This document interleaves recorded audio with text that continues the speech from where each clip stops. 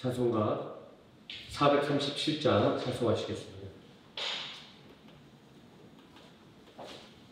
찬송가 437장입니다.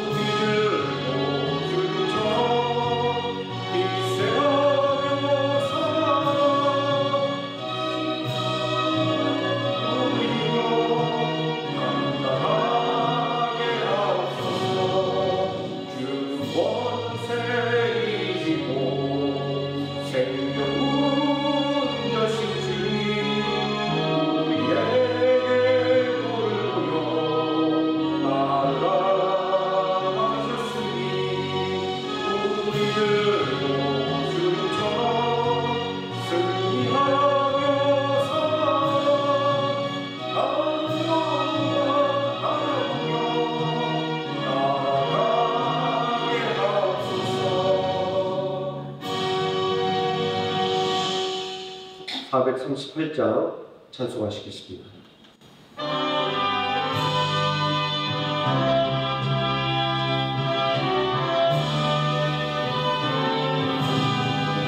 내 영혼이 은총이고 주 안세지 먹고 보니 슬픈 마음 이 세상도 천국으로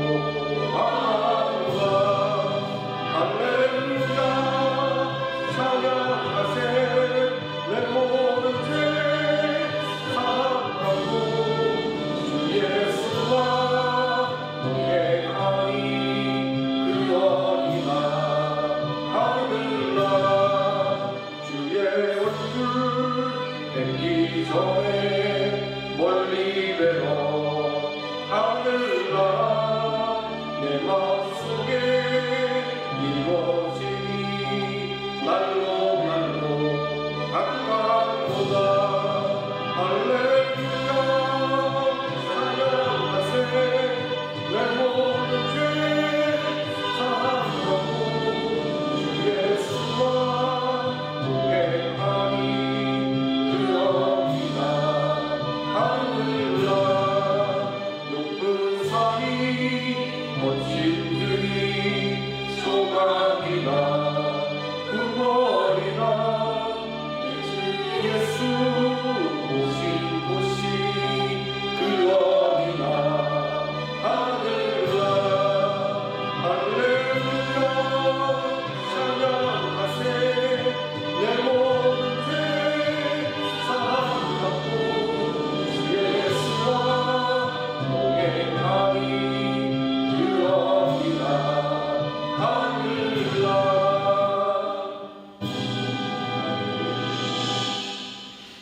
사도신경하심으로 신앙 고백 드리겠습니다.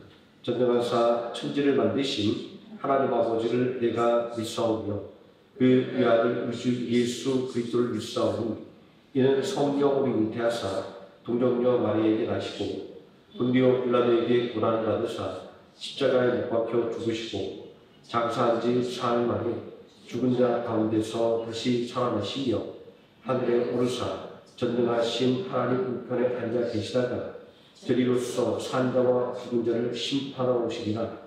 성령을 믿사오며 거룩한 공예와 성도가 설립하는 것과 죄를 사여 주시는 것과 몸이 사는 것과 영원히 사는 것을 믿사옵나이다. 아멘. 찬송가 96장 함께 찬송하시겠습니다.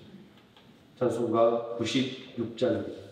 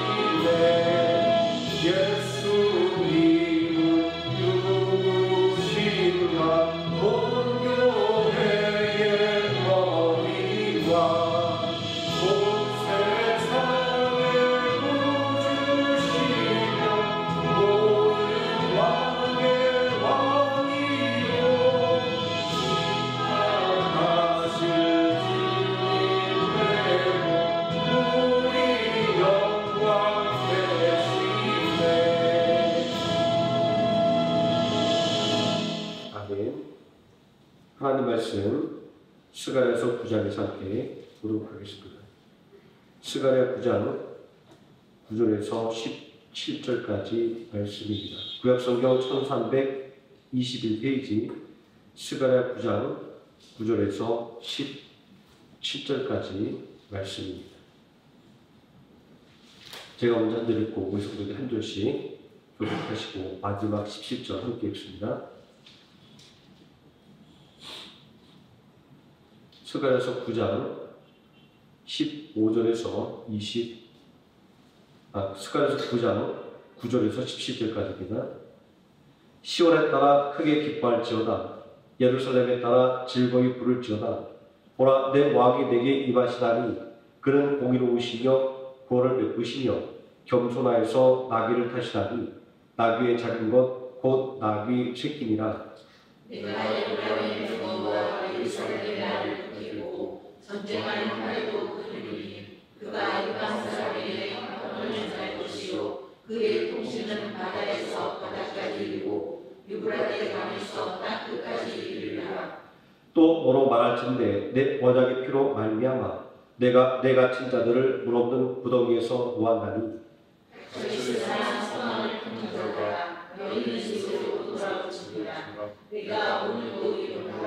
내가 너희에게 박전이나 갚을 것이라. 내가 유다를 당긴 활로 삼고 에브라임을 끼운 화살로 삼았으니 시온아, 내가 내 자식들을 일으켜 헬라 자식들을 치게 하며 너를 용사의 칼과 같게 하리라. 여호와께서 그들을 위해 나타나서 그들의 용사를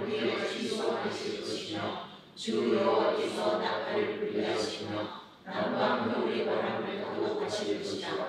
만군의 여호와께서 그들을 포위하시리니 그들이 원수를 삼키며 물맷돌을 밟을 것이며 그들이 피를 마시고 즐거이 부르기를 술 취한 것 같이 할 것인지 피가 가득한 동료와도 같고 피 묻은 재단 모퉁이와도 같을 것이라. 그들의 하나님 여호와께서 그들을 자기의 죄에 함께 하시고 하시니 그들이 왕관에 벗어같이 여호와의 땅에 빛나는 도다. 그의 형통함과 그의 아름다움이 어찌 그리 큰지 곡식은 청년을 새 포도주는 처녀를 강건하게 하리라. 아멘. 390장 찬송하시겠습니다.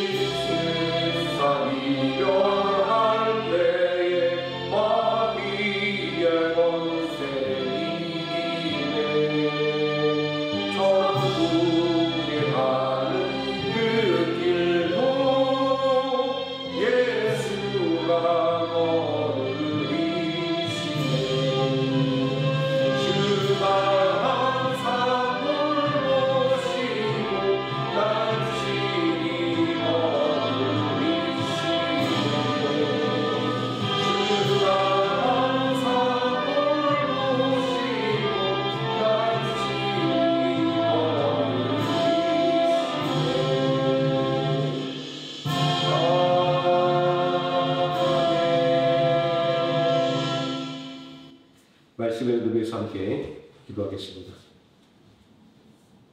전능하신 아버지 하나님, 이제 한 주를 온전하게 마감하는 이 시간도 하나님께서 우리에게 은혜를 더하여 주시기 위하여 피곤한 육신을 끌고 또 모일 수 있도록 은혜 주심을 감사를 드립니다. 언제나 우리 육신이 열악해질 때마다, 우리의 마음이 열악해질 때마다 더욱더 하나님의 말씀으로 세임을 얻기를 원하고 또 하나님을 찬양함으로 기쁨을 얻기를 원하는 우리 모두 위에 하나님께서 은혜와 능력으로 함께 해주셔서 우리의 지친 육신의 강건함 힘이 넘쳐나게 해주시고 또 우리들의 마음속에 하나님을 찬양하는 은혜와 기쁨이 넘쳐날 수 있도록 이 시간 은혜로 이끌어 주시기를 원합니다.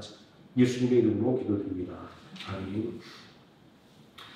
나보다 강한 하나님 세 번째 시간으로 하나님의 말씀에 은혜를 나누도록 하겠습니다. 그들은 내 백성이 되겠고 나는 그들의 하나님이 될 것이라. 예레미야서 32장 33절 말씀은 하나님께서 당신의 백성들에게 주신 영원한 약속입니다.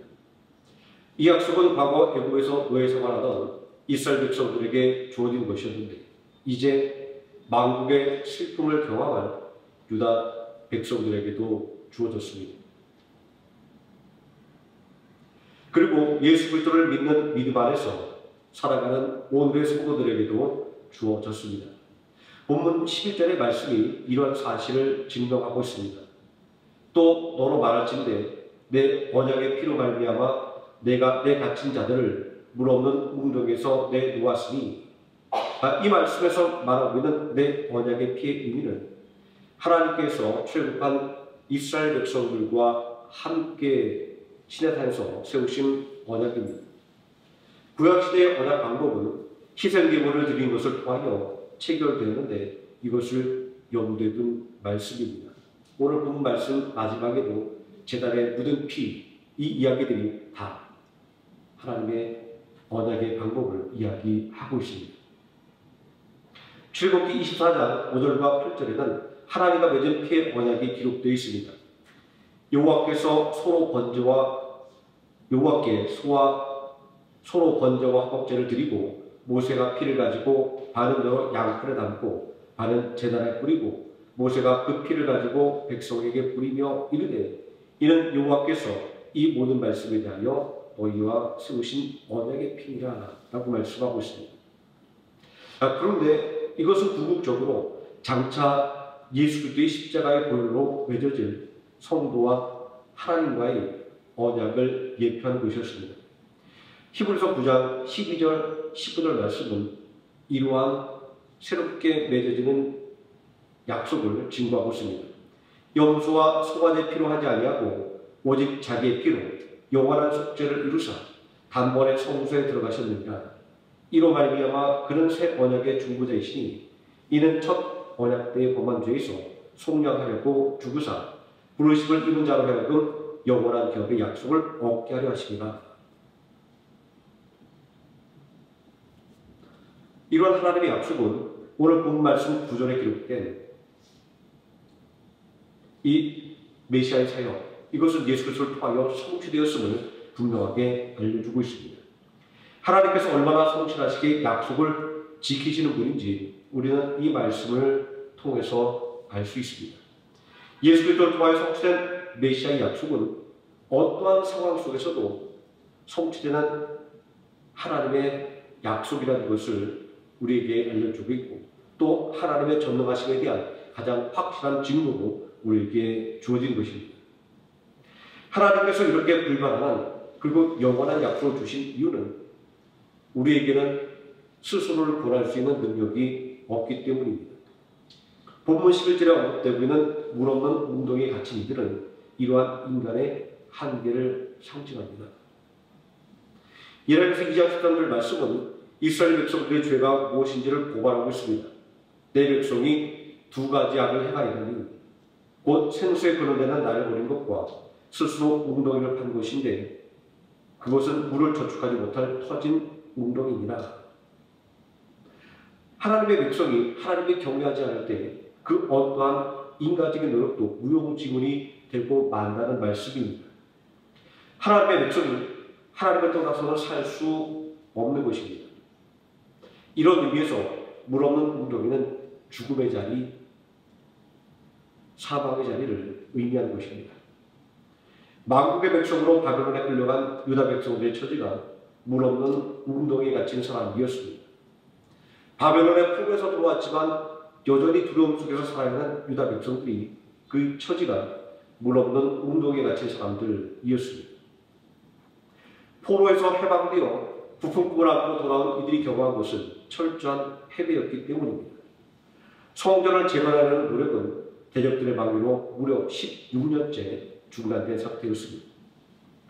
짊어진 삶의 무게에 짐져 사는 우리의 모습도 물 없는 웅덩이에 갇힌 사람입니다. 이러한 현실을 바라보면 하나님을 믿는 사람도 별 볼일 없다라는 오해를 하게 됩니다. 믿음으로 살아도 절망적인 상황이 반복되는 것처럼 보이기 때문입니다. 여기에 우리가 간구하고 있는 중요한 사실이 있습니다. 그것은 절망적인 상황이 반복되는 것이 아니라 사실은 끝없는 절망을 깨우치는 하나님의 약속의 성취가 우리를 통하여 반복되고 있다는 것입니다. 이스라엘 역사가 이것을 증명합니다.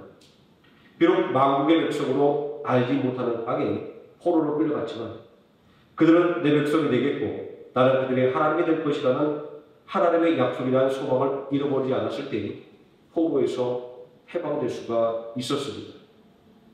비록 대적들의 마음 속에서 좌절할 수밖에 없었지만 하나님의 약속에 대한 소망을 잃어버리지 않았을 때 성전을 재건할 수가 있었습니다.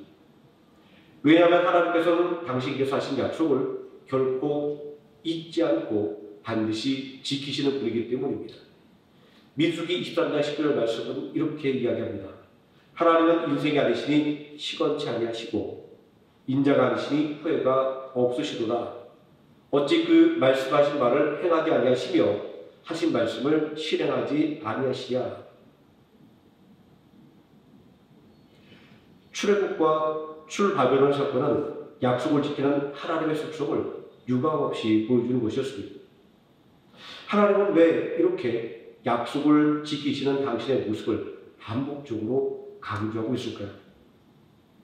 그것은 현실에 직면한 문제들 앞에서 낙심하고 좌절하는 당신의 백성들을 위로하고 격려하기 위해서였습니다. 포로에서 해방된 기쁨을 안고 고국에 돌아온 유다 백성들의 마음에는 자신감과 그리고 미래에 대한 소망이 넘쳤을 것입니다. 에스라 3장을 보게 되면 성전의 기초를 놓던 날 노인들은 울고 젊은이들은 기뻐하는 모습이 묘사되고 있습니다. 그들이 미래에 대한 어떠한 소망을 가지고 있는지를 우리에게 잘 보여주는 그런 모습입니다. 그런데 성전의 재건이 중단된 것은 이러한 자신감과 소망이 물거품이 되어버렸음을 상징합니다. 이러한 실패와 좌절이 되어가는 것은 오늘 살아가는 어느 누구도 피해갈 수 없는 일입니다. 아무리 하나님의 백성, 하나님의 자녀라고 할지라도 말입니다. 그런데 우리는 성전 재건이 중단된 사건 속에서 아주 중요한 믿음의 원리를 발견할 수 있습니다. 여기서 성전 재건이 중단되었다라고 하는 것은 단지 공사가 중단된 상태만을 가리키는 것이 아니다라는 것입니다.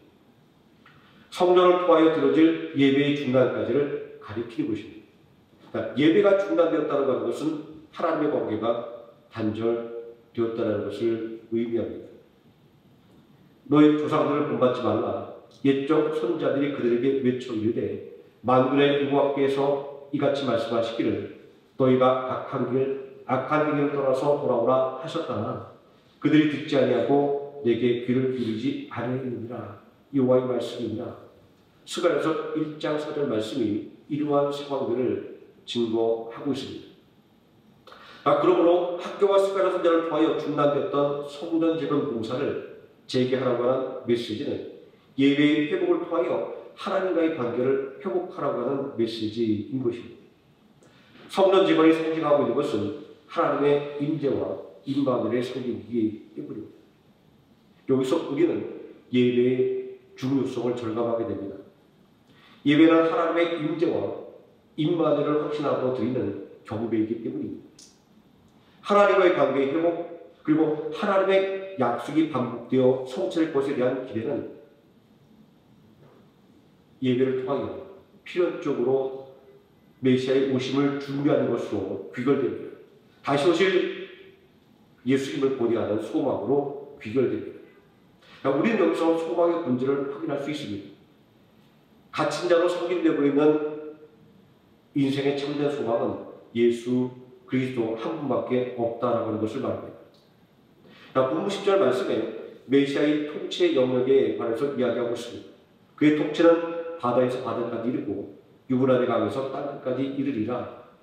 이 약속에는 하나님께서 아브라함에게 주셨던 약속이 포함되어 있습니다. 이러한 사실은 메시아를 통하여 이루실 평화가 아브라함에게 주신 언약이 성취된 것임을 보여주고 있는 것입니다.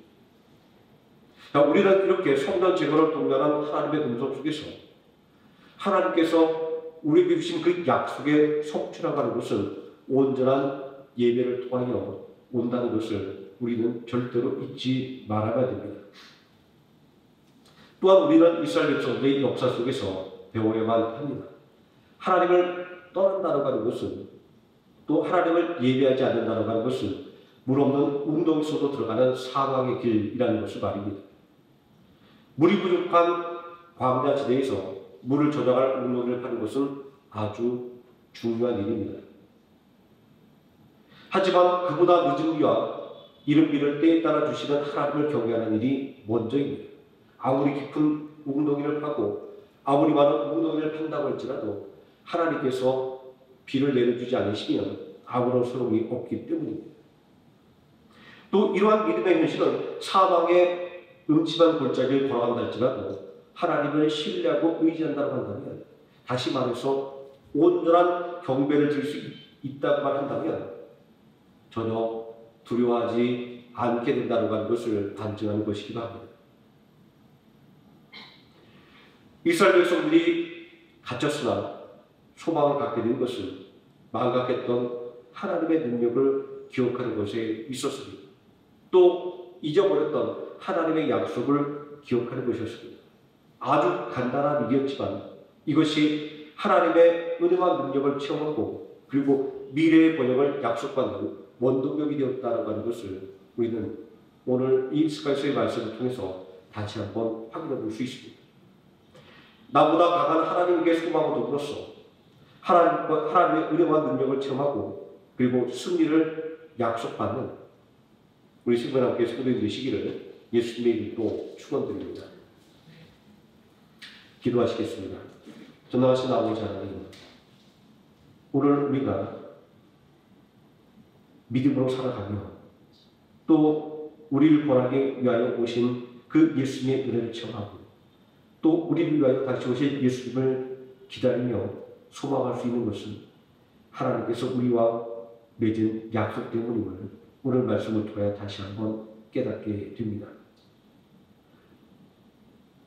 너는 나의 백성이 되고 나는 너희 하나님이 되리라고 하는 그 약속의 말씀을 어떤 일이 있다 할지라도 절대로 잊지 아니하시고 반드시 지키시는 그 하나님의 굳센 의지를 오늘 말씀을 통해 다시 한번 확인할 때 오늘 작은 일에 낙심하며 또 작은 것에 넘어져 못망하는 우리들의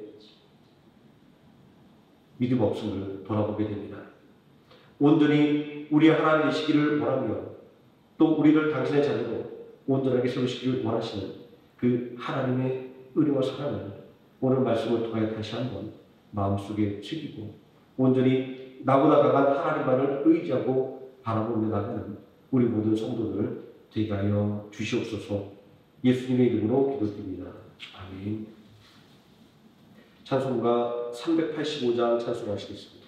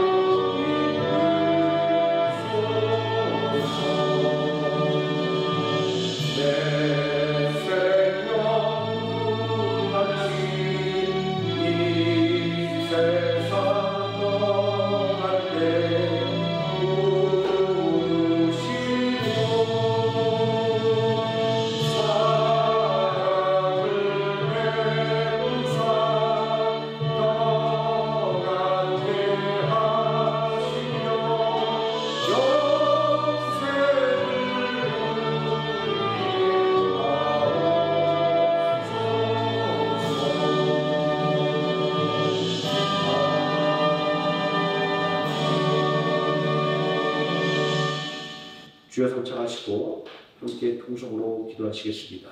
주여 주여 주여.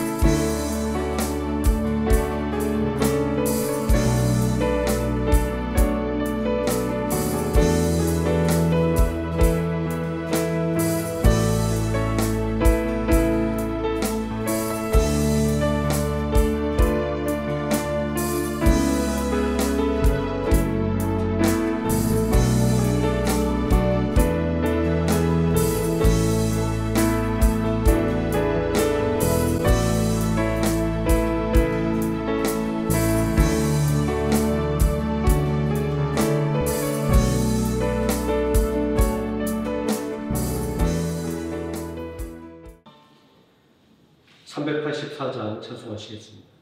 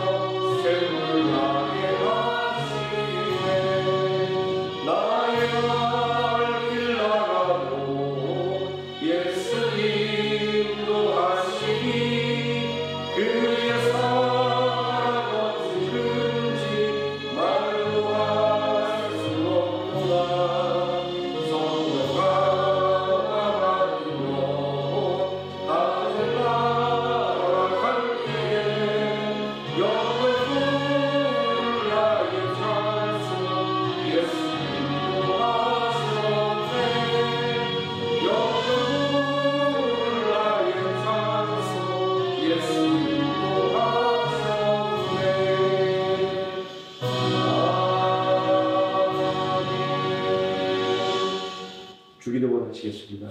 하늘에 계신 우리 아버지여, 이름이 거룩히 여김을 받으시오며 나라의 임하옵시오며 뜻이 하늘에서 이루어진 것 같이 땅에서도 이루어지이다. 오늘날 우리에게 일용할 양식을 주옵시고 우리가 우리에게 질린 자를 사하여 준 것 같이 우리 죄를 사하여 주옵시고 우리를 시험에 들게 하지 마옵시고 다만 악에서 구하옵소서. 대개 나라와 권세와 영광이 아버지께 영원히 있사옵나이다. 아멘.